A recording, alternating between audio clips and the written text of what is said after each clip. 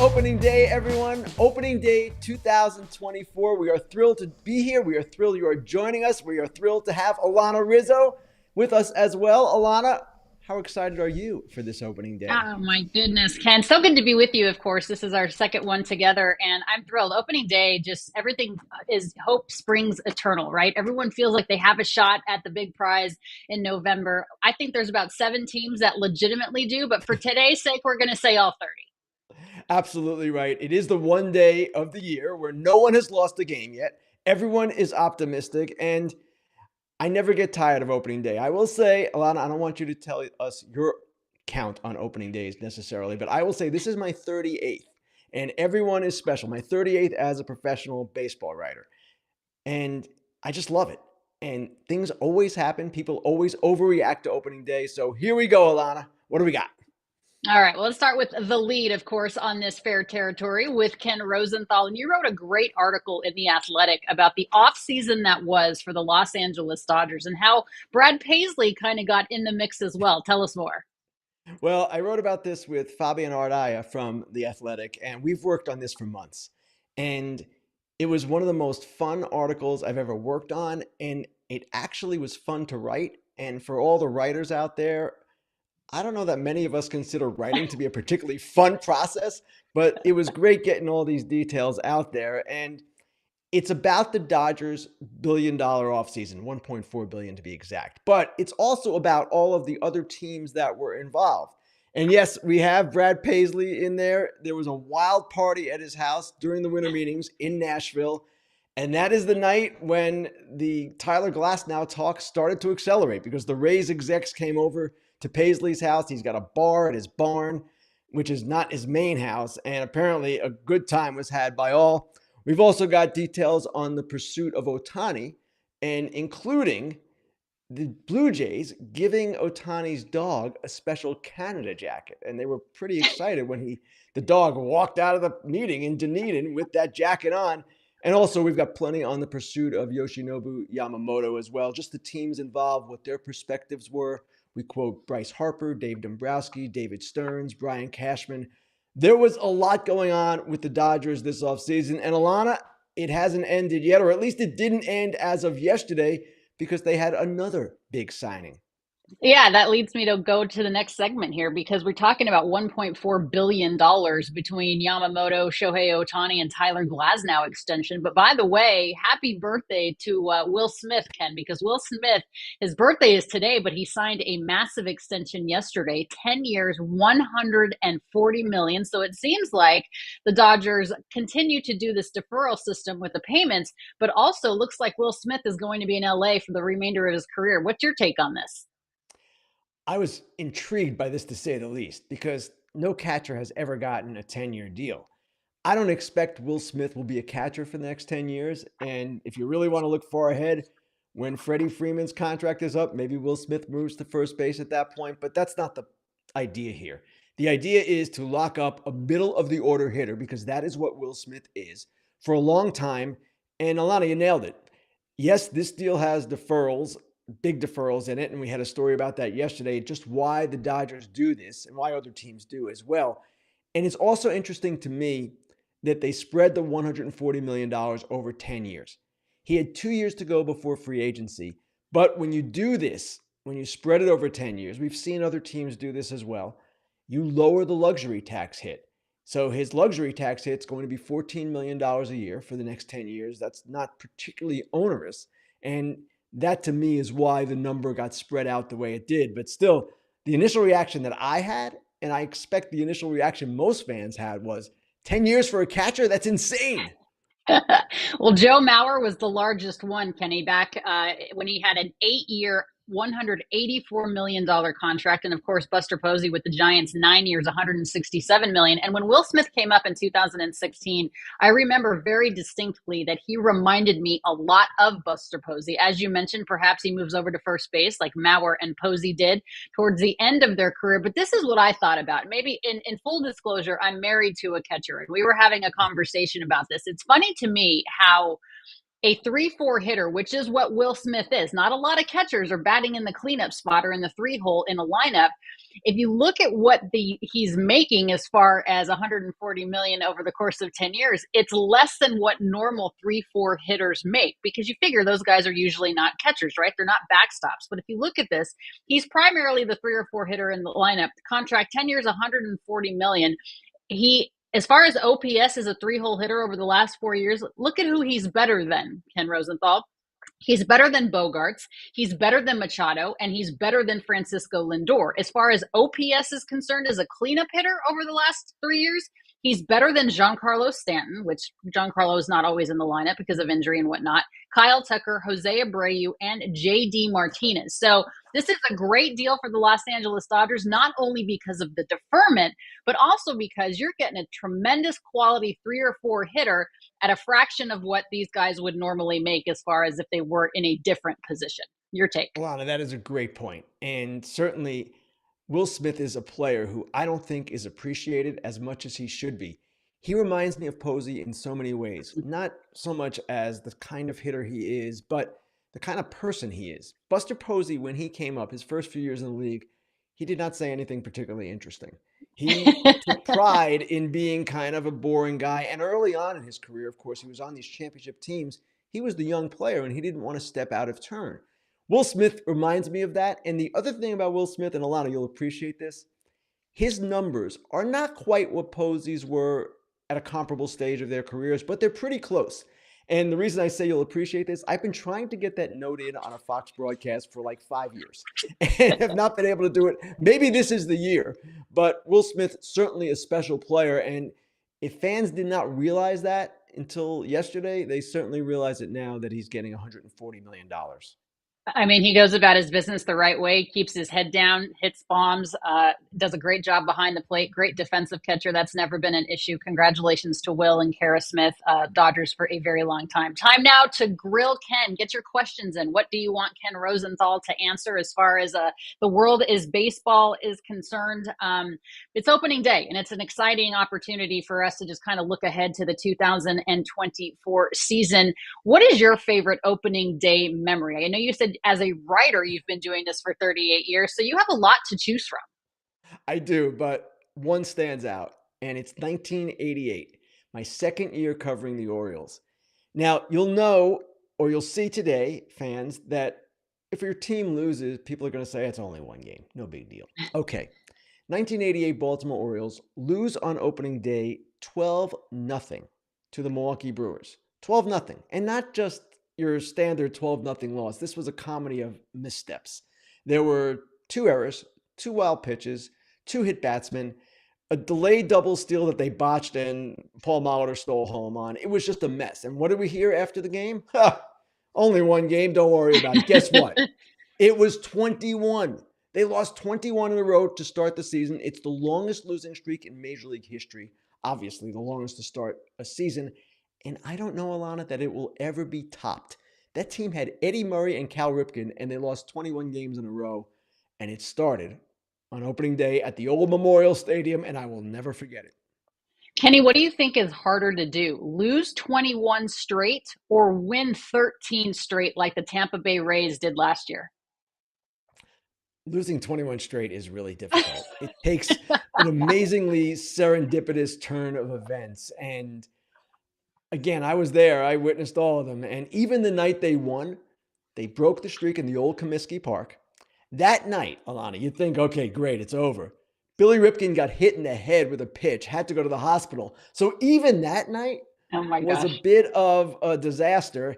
Yet when they came home, that was the night that the governor of Maryland at that time, William Donald Schaefer, the late William Donald Schaefer, announced that Camden Yards, the deal was on. They were going to build Camden Yards, and history went from there. And history again with the Baltimore Orioles, a new ownership group, the face of the franchise, Cal Ripken Jr., a part of that. It's a new era in Baltimore. My favorite opening day memory is 5 years after yours. It's 1993, April 9th of 93.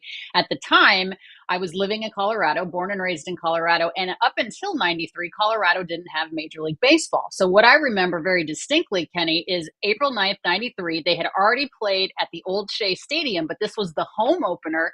And they played at the old Mile High Stadium, home of then the Denver Broncos, of course. And it was in front of Wow. 80,000 plus fans. And I was a senior in high school at the time. It was a day game.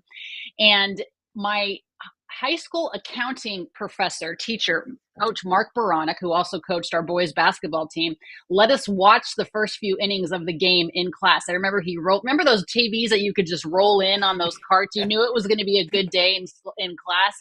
Rolled in the cart. We were able to watch the first couple of innings of history being made in Colorado. This was before Coors Field opened in 95. This was before lower downtown Lodo even became a thing. And I will forever remember as a senior in high school watching the first ever game, major league game, played in Denver. It was awesome. I loved being able to participate in that. All right, here's a question for you, Kenny, as we grill you with some of the fans.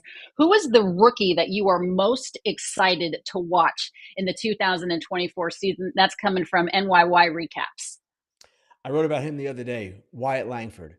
This guy had a monster spring after a monster minor league season, being drafted number four overall by the Rangers in last year's draft, and he had a monster career at the University of Florida. What I'm trying to say is he has hit everywhere. Now, I'm also excited to see Churio with the Milwaukee Brewers, of course, and Jackson Holiday once he gets to the majors. But Langford looks like a guy who is really going to hit. I don't know where he's batting in the lineup today, but it's probably going to be somewhere in the middle, and that's astonishing considering he's joining the defending World Series champions. I had a conversation with Bruce Bochy just a couple of days ago, and he said, I'm not going to, lock him in a certain spot. He could be hitting fifth. He could be hitting cleanup. He could just be, the DH, depending all over the place. But this is a kid that is very highly regarded, obviously, and he joins some young talent there with Heim behind the plate and Evan Carter and so on, and Josh Young there at third base as well. All right. Victor Scott II. We're going to see a lot more of him because of obviously the injury to Dylan Carlson of the St. Louis Cardinals. What impresses you the most about him? This is coming to you from Bubs. Well, I haven't seen him much at all, but clearly this guy has speed, and he's an exciting player, and he's someone that Cardinals fans probably were looking forward to seeing at some point this year, but with the injuries to Carlson and Edman, it's a little rushed. I'm a little worried about the Cardinals, honestly, coming out of the gate here because they have these injuries.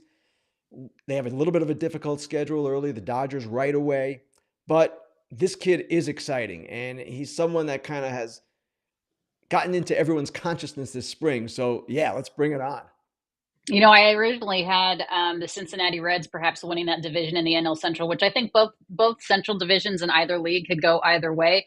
But then with the injury to Matt McClain, I kind of said, well, maybe the Cardinals. But you bring up such a good point, though, with the injuries that they have in their outfield, and I'm not necessarily convinced on the Cardinals starting rotation. All right, as we continue here, Grillin Ken, what about the Twins? Now, this is a team, of course, that until anybody else in the division knocks them off, I guess they're the team to beat in the AL Central. This is a question for you. I just read a prediction that Twins will win their division. What is this due to, Kenny? It's due to the fact that the other teams perhaps are so weak. The Twins are a little bit weaker too. Remember, they've lost Sonny Gray, they've lost Kenta Maeda.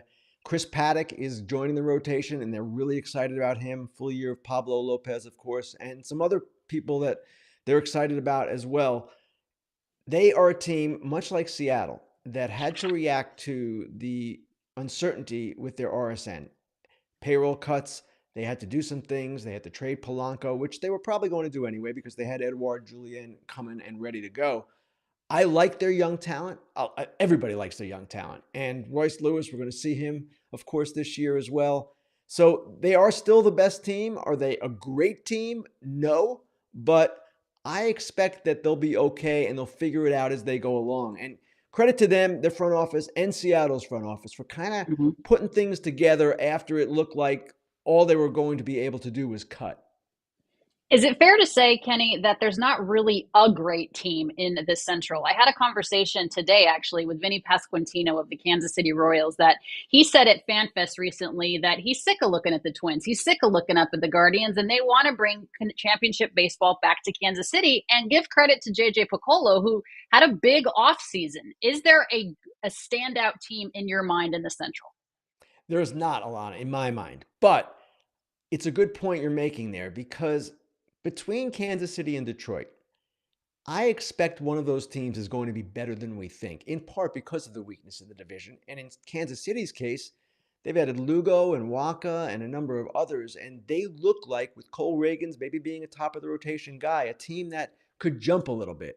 Believe it when you see it. Same thing with Detroit. Their younger players are starting to come on. Tariq Skubal looks like he's going to be a monster as an ace this year. And I'm excited to see Riley Green and Torkelson and just what they do this year, taking a step forward perhaps. So these teams are coming. They're better. Cleveland, I cannot figure out. They have had an offseason not to remember, put it that way. And Chicago's rebuilding. But yes, between the Tigers and the Royals, I am pretty sure one of them is going to be better than we think, maybe both. The Tigers just need to play consistently good baseball all season long. Last year they got hot the last 4 to 6 weeks of the season, but it proved not to be enough. All right, we're going to go from the AL Central rather to the AL East. A question coming for you on Grillin Ken about Bo Bichette. Lawn care made easy. Will the Jays trade Bo Bichette like the rumors are saying? Well, I don't know what rumors you're paying attention to there, but this is not something that you can easily dismiss. If the Jays disappoint this season, they're going to have to address their future. And they have not signed Bichette long term. They have not signed Vlad Jr. long term. And it doesn't appear that that's going to happen anytime soon. I'm sure they've made attempts and I'm sure they've been rebuffed. And in Vladimir's case, he's coming off kind of a down year and they probably want to see more. But if they do not play as well as they should based on where they are on paper, I can see at the deadline at least them listening because at some point they're going to have to address this, whether they sign these guys or trade them. Maybe the deadline's too soon because they have 2 years of control left with each, but it is not out of the question that rumor that you're talking about. And you know what? You bring up a great point because they only have 2 years left with these guys before they hit the free agent market. I mean, the window is closing on the opportunity of time that Vladimir Guerrero Jr. and Bo Bichette will play together. I do think that they have the pitching. I'm a little concerned though that the lineup maybe not is not necessarily where it needs to be. Is it fair to say that? I believe it is fair to say that, Alana. They lost Chapman. They replaced him with Isaiah Kiner-Falefa, who is a really good player, but in a perfect world, when both of those guys are performing at their top levels, he's not Matt Chapman. They did add Justin Turner, and I'm really interested, and I'm sure you are too, to see the impact Justin Turner can have on that team. In my opinion, that team has needed an adult. Now, they've got some veterans on the rotation and even in the bullpen, but someone on the position side to kind of say, hey, let's go be a leader. Brandon Belt gave them a little bit of that, but Justin Turner is the epitome of that. And his impact might be more intangible than tangible in certain respects, but it's going to be really interesting to me to see just what effect he has on that club.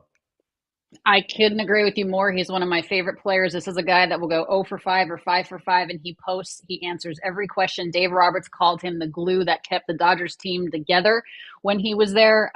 He is invaluable, what he brings to a team. So I couldn't agree with you more. All right, last question, then we're going to be moving on here. Your favorite stadium? This is from Craig Osterberg. What is your favorite stadium, Ken? Craig, thanks for the question. And Alana, I want to hear your answer on this one too. I will say this answer in like 3 different ways.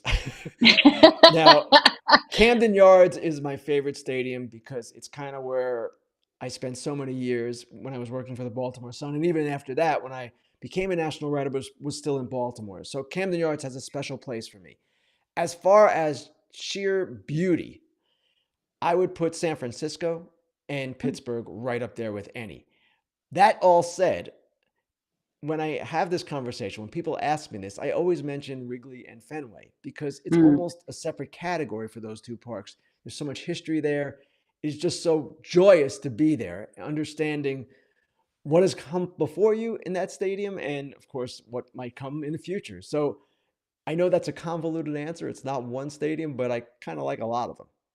I think everyone expects me to say Dodger Stadium because that's where I spent the most of my time. And it is a beautiful stadium, of course, in Chavez Ravine. But for me, it's PNC Park in Pittsburgh. I love parks that are surrounded by water, and the way that the bridges flank the stadium, obviously of the Roberto Clemente Bridge just right there on the water. The second answer to that question for me is whatever stadium is in walking distance to good food around the ballpark that has food that's open late. When we get off of work after the games. Anybody that has a stadium that's why Dodger Stadium drives me crazy because there's nowhere to eat around the stadium and it's so difficult to get out of. But PNC Park is absolutely beautiful. All right, we're moving on here. Thank you guys for all of your questions as we grill Ken here on Fair Territory with Ken Rosenthal. And I want to get to the latest signing, and that is Jordan Montgomery, a guy that I think could have helped a lot of different teams. He ends up signing for a 1-year, $25 million deal with a Diamondbacks team, Ken, that just got a lot better.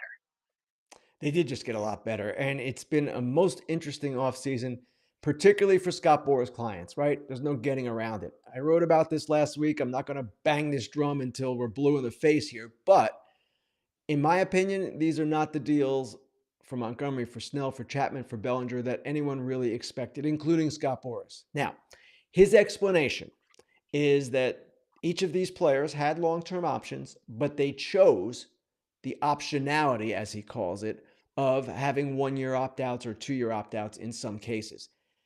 That's fine, but how we measure these deals often is in guaranteed money. And I want to show you something here that's going to be a little bit surprising to fans when they see where Jordan Montgomery's guarantee ranks compared to some other pitchers that were signed this offseason and lesser pitchers. Let's look at what we have here. Seth Lugo, $45 million. Jordan Hicks, $44. Lucas Giolito, $38.5. Marcus Stroman, $37. And that's not all. And I'm eliminating the top guys. These are more mid-tier guys. And then you have Robert Stevenson, a reliever with not much of a track record, $33 million. Michael Wacha, $32. Reynaldo Lopez, a reliever converting to starting, $30. Minaya, $28. Martinez, $26.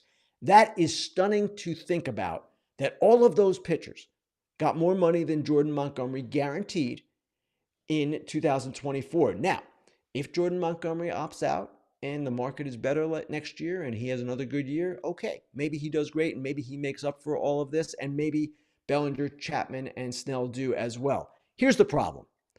Next year, Bellinger is 29. He's going into his age 29 season.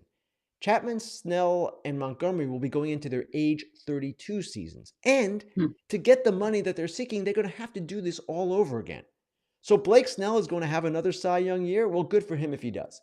Jordan Montgomery is going to be a playoff hero again. Again, good for him if Jordan Montgomery can pull that off. But this is a difficult circumstance that these guys are being thrown into.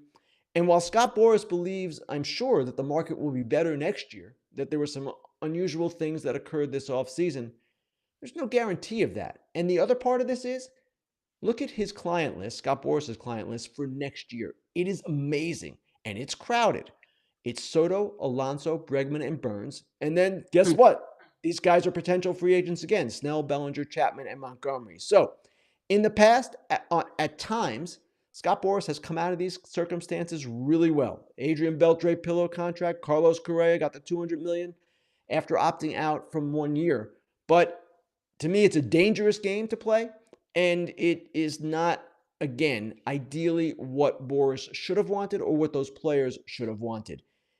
You wait 6 years to be a free agent. It's a special time. And when you've accomplished special things in that time and you don't get maybe the big payoff that you're expecting, I'm sorry, that's just not ideal. Kenny, of those pitchers that you had mentioned that got higher guaranteed money than Jordan Montgomery, how many of those were just on a solo year? Any? Not many. And again, I'm talking about guaranteed money. I'm glad you bring this up, Alanna, because obviously the AAVs are not going to be in the $25 million range. But when we assess these deals, and they're all different, and I understand that certain deals you prefer shorter and the higher AAV, I get it. But when agents generally talk about free agent contracts, generally, they talk about guarantees, and that includes Scott Boras. He wants high guarantees. He's really good at getting high guarantees. We can go right down the list. In these 4 cases, it didn't happen. All right. Time now for Dude and Dorks of the Week. Let's start with your Dude of the Week first, Ken.